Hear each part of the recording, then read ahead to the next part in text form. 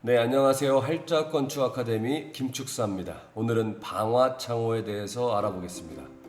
대지 경계선에서 1.5m 이내에 들어온 창호는 방화창호로 설치해야 한다. 여러분 이 말 들어보셨나요? 화재로 인한 대형 인명사고가 지속적으로 발생함에 따라 화재 안전과 관련한 주요 건축 자재의 품질 관리를 강화하겠습니다. 2020년 12월 법이 개정되면서 2021년 6월 23일부터 시행하게 된 방화창호에 대한 새롭게 추가된 법조항입니다. 조금 더 자세히 한번 볼까요? 방화창호를 알기 위해서는 조금 더 상위의 개념들을 정리할 필요가 있습니다. 방화, 불이 나는 것을 미리 막는다는 뜻으로 건축에서는 건물을 이루는 구조체와 마감재에 대해 화재에 견디거나 화재 확산 방지를 위해 특정 용도 및 규모에 해당할 경우 화재에 강한 재료를 사용하도록 법적으로 규제하고 있습니다. 이때 화재에 강한 정도를 가지고 불연재료, 준불연재료, 난연재료로 구분하고 있습니다. 오늘은 방화창호에 관련된 법인 건축법, 건축법 시행령, 피난 방화구조 등의 기준에 관한 규칙으로 크게 세 가지를 알아보겠습니다.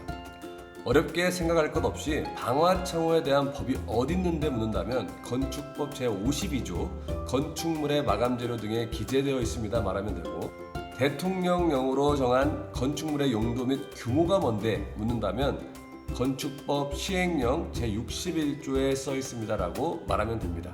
또한 방화창호는 어떤 걸 방화창호라고 하는데 묻는다면 피난 방화구조 등의 기준에 관한 규칙 제24조에 써 있습니다라고 말하면 됩니다. 그러면 어떤 건물이 방화창호를 설치해야 하는지에 대해서는 체크리스트를 통해 쉽게 이해할 수 있습니다. 예를 하나 들어보죠. 여기 근린생활시설은 일반 상업지역의 연면적 600제곱미터이며 13.3m의 4층 규모의 건물을 계획한다고 가정해 봅시다. 조금 전에 본 건축법 시행령 61조의 내용에 따라 해당하는지 하나씩 체크해 나가면 되고, 이 중 하나라도 해당한다면 방화창호를 설치해야 합니다.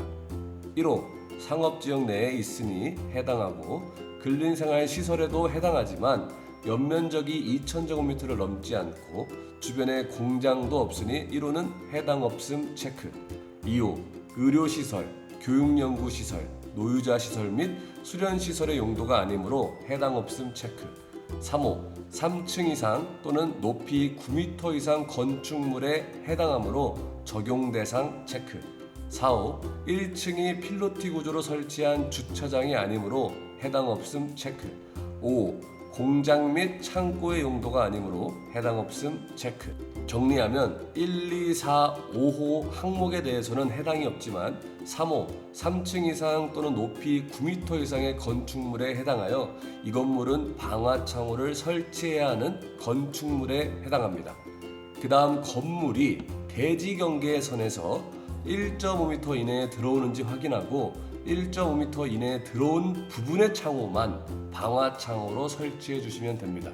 만약 시행령에 따라 방화창호를 설치해야 하는 건물임에도 불구하고 건물의 모든 면이 대지 경계선에서 1.5m 이상 이격되어 있거나 창호로부터 60cm 이내에 스프링클러를 설치한다면 방화창호를 설치하지 않아도 됩니다. 즉, 위 순서대로 용도 및 규모를 체크하고 해당한다면 대지 경계선에서 창호의 이격거리를 확인하여 1.5m 이내의 창호는 방화창호를 설치한다라고 기억하시면 됩니다. 그럼 실무에서는 어떤 반응일까요? 방화창호는 예전부터 있었지만 방화창호에 단열 성능까지 있는 창은 그렇게 많지 않아 현장에 수급하는 데 어려움이 있습니다. 갑작스러운 개정으로 창호업체도 비상, 건축 현장도 비상입니다. 또한 가격도 일반 창호에 비해 더 높아서 건축주에게 부담일 것입니다. 요즘 건축비 엄청 오른 거 다 아시죠? 뭐 이래저래 신축은 제가 뭐 다 양보할 거 양보하겠습니다. 그런데 용도 변경은 너무한 거 아닌가요? 서민 창업을 위해 용도 변경을 쉽게 해준다고 하더니 이제는 용도 변경을 하면 방화창호까지 바꾸라고 합니다. 해도 너무합니다. 방화창호를 설치하지 않는 방법으로 스프링클러를 창호로부터 60cm 이내에 설치하면 된다는데, 기존 건물은 스프링클러를 설치를 위한 기계실 확보도 어렵고 단위용으로 스프링클러 패키지를 층마다 설치하자니 패키지 공간을 확보하는 것 또한 쉽지가 않습니다. 1.5m만 이격하면 되는 거죠. 용도도 규모도 체크하기 어렵고 하니 그냥 1.5m 이격하고 방화창호를 설치 안 하려고. 이렇듯 현장은 어쩔 수 없이 따르고는 있으나 부정적인 시선은 꽤나 존재합니다. 저 또한 용도 변경에 대해서는 이해가 가지 않는데요. 이전에 업로드한 용도 변경에 대한 영상을 보시면 아시겠지만 같은 시설군에 해당하는 용도끼리의 변경은 말 그대로 건축물 대장의 기재사항을 변경한다는 것으로 굉장히 간단한 절차였는데 이때에도 방화창호 적용 대상이면 창호를 변경 시공해야 한다니 배보다 배꼽이 더 커진 상황이 아닌가 싶습니다. 주변의 소규모 건축물은 0.5m에서 1m 정도 대지 경계선에서 이격하여 지어진 건물이 대부분이기에 웬만하면 방화창호 설치 대상이 될 수 있기 때문입니다. 2013년, 14년 정부에서는 서민 창업의 부담을 줄이겠다는 취지로 용도 변경에 대한 규제를 일부 완화하여 쉽게 창업할 수 있도록 하였으나 최근 용도 변경 시 구조 안전에 대한 검토, 방화창호 설치 등 국민 안전을 명분으로 용도 변경 시에도 많은 규제를 걸어놓은 것이 아닌가 싶습니다. 안전을 우선시하는 것은 좋은 현상이나 최근 개정되는 법들을 보면 너무 보수적이고 과하다는 생각이 들고 있습니다.